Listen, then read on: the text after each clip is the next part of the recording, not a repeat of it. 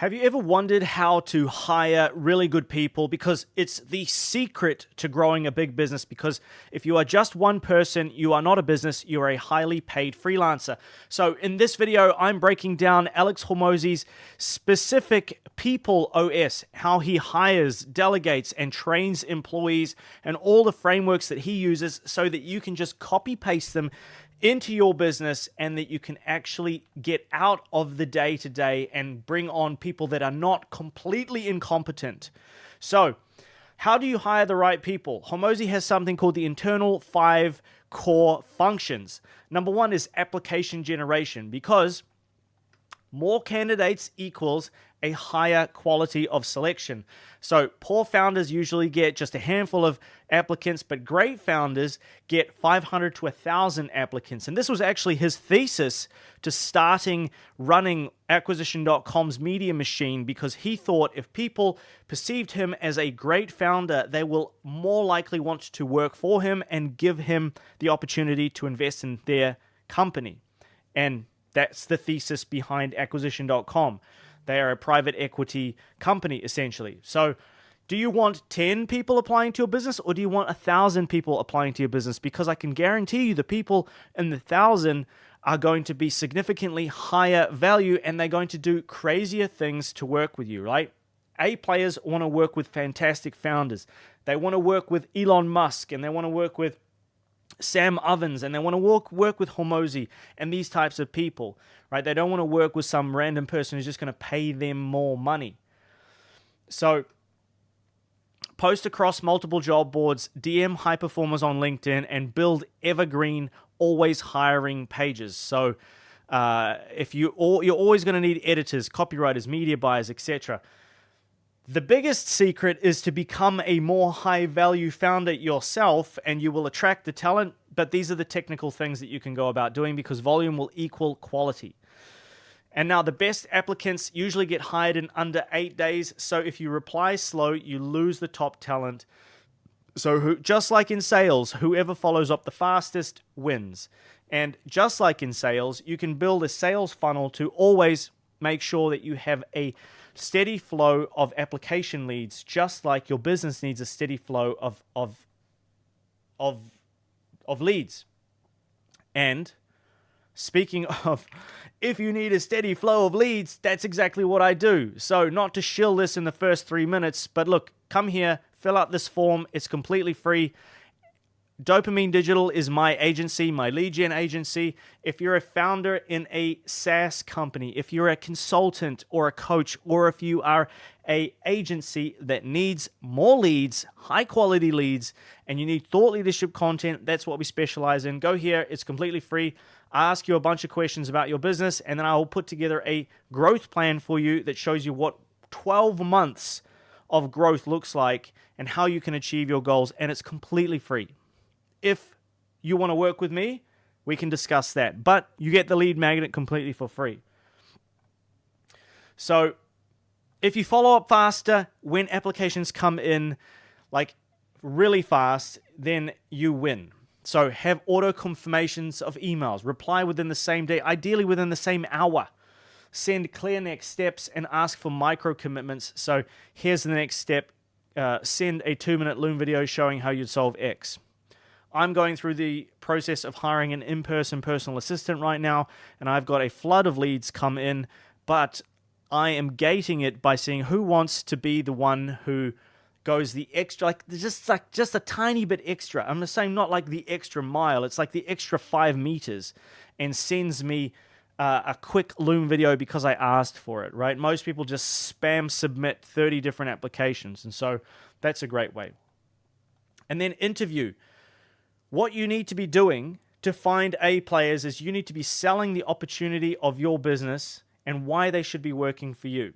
Yes, you're the person hiring them. Yes, you're the one paying them. But if you're hiring top talent, it's very difficult because you have to sell them on the company's vision and motto. So interviews are not for grilling or roasting people. They're for selling the company to top talent. If you want general freelancers that are all a commodity, then you need to be the one being sold. But it should be the other way around. All right, so get off your high horse. Sell the mission, the growth path, and the culture. And this identifies bar raiser traits. So like extreme ownership, pattern recognition, etc. So use scenario-based questions. When you're asking, don't ask simple yes or no questions. Those are ridiculous. You're on a call with a founder who says that they don't have the budget. How do you respond without sounding salesy? And then, of course, you can ask for past performance. Number 4 is training. So you need onboarding systems for fast outputs. A hire isn't done until they can perform the job independently. Everybody that comes into my company, they get trained by the existing staff and the SOPs and the systems so that the expectation is set from day one. But I don't consider them part of the business until they're able to do it independently without them. Otherwise, all I'm doing is paying double for my existing staff to teach my new staff person how to do the thing. And so obviously they need to be able to teach it themselves. So it should feel like a video game tutorial where everything is laid out step by step for them. So create a 14-day onboarding checklist. Day 1 to 2 is watch the SOPs, understand the examples. Try and QA this as much as possible because people are lazy. And especially people who have a bit of an employee mindset. Unless these are A players, they will take the initiative. Day 3 to 4 is to do small controlled tasks that you can come in and QA, or your team can come in and QA and make sure that nothing goes out or touches a client that is going to be irreparably damaging, obviously. But I shouldn't have to say that, but you'd be surprised. Day number 5 to 7 is to do full tasks with feedback, and day 8 to 14 is to operate independently with check-ins every so often. Now, SOPs and Loom demos are an absolute game changer. Loom is not just for creating YouTube videos. Apparently, it's for creating SOPs, which is obviously what it was created for in the first place. But it's a fantastic tool for that. Create success examples and common mistakes. And always give immediate feedback and build those loops in. And then reward them, especially in the beginning, for small wins. And number 5 is the retention and ascension. So A players stay where they grow. Again, they're not looking for just more money, or they're looking for fulfillment. They're looking to be part of something bigger than themselves. So set quarterly promotion pathways, goals for each quarter. This way, employees see a 12-month roadmap and they start thinking long-term about staying in the company instead of jumping from ship to ship. And then have clear competency levels. So from level 1 to 5, you've got execute tasks with supervision, executes independently, and improves systems that they touch, and have them own outcomes and lead small projects, and then leads an entire department or division. Really, really important. Like, your goal is not to micromanage everybody. Yes, you should have high standards, and yes, you should manage people, but the goal is not to just be a manager all day. The goal is to be a business owner, hire great people, empower them with the right tools and their mindset and the culture, and then help them grow within the company so that they can come in and spread that same mindset to the other people. Reward improvement with responsibility. So if they do really well, give them bigger decisions, more accountability, and lead bigger projects. Because people don't quit jobs, they quit stagnation. So make sure that the company is always growing, and that's up to you as a founder to make sure that you're doing the things that move the business forwards, and you're not just sitting there on your laurels waiting for all of your staff to take over everything and you just get paid and take the margin, right? That's a great way to lose really good people. The top 5 reasons that people fail to do a task. This was something really powerful when I heard Hormozi say it, because I had always operated under the assumption that I was the only one who was competent enough to do the important tasks in my business. But then I realized, just as with everything, my business is a mirror which reflects the core incompetencies that I have, and everything is my fault. If people in my business don't know how to do something, if they fail, it's my fault, not their fault. Because there's only 5 ways that people fail to do a task. Either they didn't know what you wanted, so that's your fault because you've given them vague deliverables, wrong format, missing elements. So the way to fix that is to show examples, define quality standards, and provide a finished version template. So either they didn't know what you wanted, or they didn't know how to do it. And so some symptoms of this are going to be that they have a slow output, constant questions, and avoidant behavior. So the way to fix this is with SOPs, Loom demos, and a step-by-step walkthrough or training reps. So you can fix this providing SOPs, Loom demos, step-by-step walkthroughs, or training reps. And then number 3 is the reason that they weren't able to perform a task is because they didn't know when it was due. So this will present as good work, but it's delivered too late. So if you've dealt with any freelancers who do any design work, for some reason, they always make sure to deliver things late, right? So set explicit deadlines and ask to check in mid-project and ETAs. And look, honestly, guys, if there are people who cannot meet these things, there is an unlimited amount of people who will meet these expectations and deliver good work.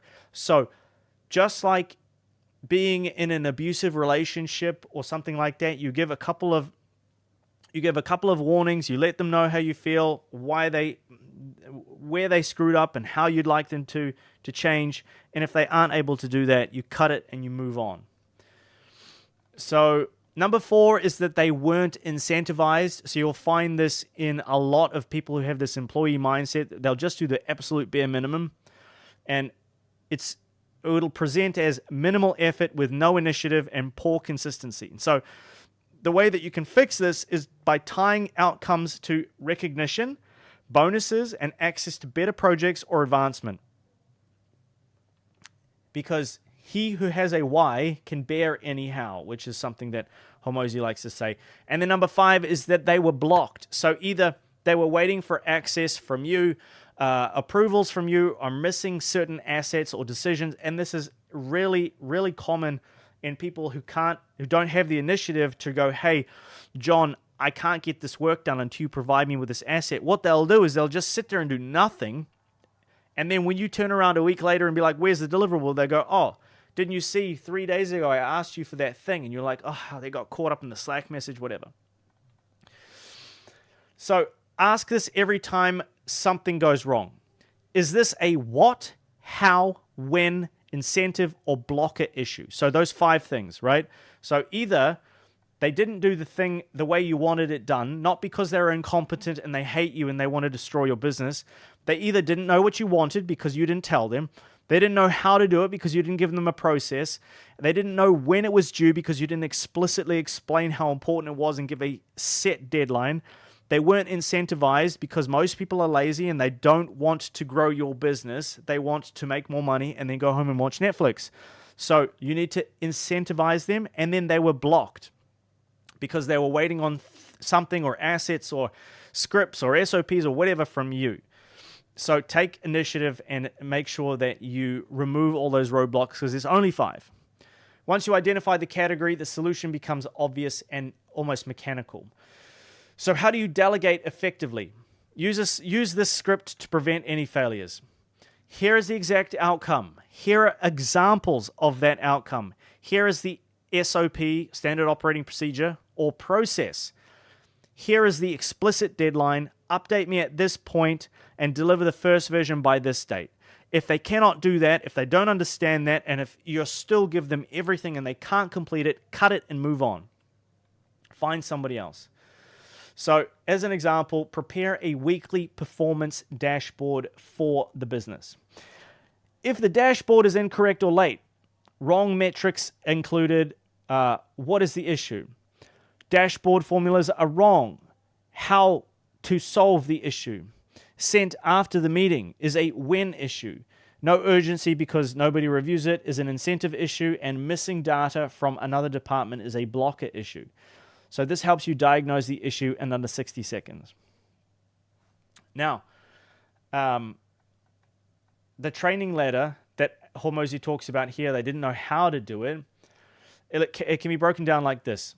Define the standard, so show the ideal output or behavior. Break it into steps, so unbundle everything. This is how Hormozi puts together his incredibly prolific frameworks that all seem to match up perfectly with alliteration and repetition, and they're all the same first letter, so you can easily remember it, or they all spell out something like his closing sales script is called the closer framework. And so what he does is he breaks it into steps and unbundles it and then gives them names. Communicate. So like instead of saying communicate better on sales calls, you say pause before replying. Summarize what you heard. Lower your tone. Remove filler words. So give specific unbundled steps. Then demo the steps. Like show them exactly how you would do the task and then do it together. And then let them do it alone and observe and then correct and refine. And then if you need to, go back to demoing, do it together, let them do it alone, and then correct and refine. Otherwise, increase the difficulty and certify independence. If they can repeat it under pressure, they are trained. So, final takeaways is that you do not need to you do not scale your business by just doing more. You scale by getting other people to do more at a high or higher standard than you. People that are more competent than you exist. Trust me, because there are multi-billion-dollar companies that are not run by the founder. They are run by CEOs and they're run by CTOs and COOs that do a fantastic job day-to-day running things like Microsoft, Google, Apple. Like Larry Brin is not running Google. There are some very smart people working at Google, running it, making a lot of money, and they own nothing. They're really good employees. So you scale by getting other people who are more competent to do a better job than you can and empowering them with the right tools and processes and frameworks and not being a tyrant. And when tasks fail, the cause is always one of those 5 things, and it's almost always your fault. So take accountability, take ownership. It's your business, not theirs. Why would they grow your business and take the initiative? A lot of the time, unless they're an A player, they just won't. So when you hire well, delegate clearly, and train intentionally, everything gets easier. As soon as I made my first competent hire, I was like, oh my God, I can do this business thing. Finally, I can step out of the business and I can empower somebody else to do it. I don't care what it costs. Please take my money and solve these problems because I am not competent enough to do what you can do. Thank God for you. You move faster, your team grows stronger, and your results compound. And like I said, if you want my help, go here to dopaminedigital.com, fill out the form, click this button, fill out the form. I will audit your entire business and see if me and my team can come in and implement our systems and help you grow your business from where you are now to where you want to go over the next 12 months. I'll put together a custom free growth plan that costs you nothing with no sales call, delivered within 72 hours, or I give you a $10 Starbucks gift card. That's my guarantee to you. If you qualify, there's only a handful of people I can do this for every week because it takes me 4 or 5 hours. So go to Dopamine Digital. I'll link it down below.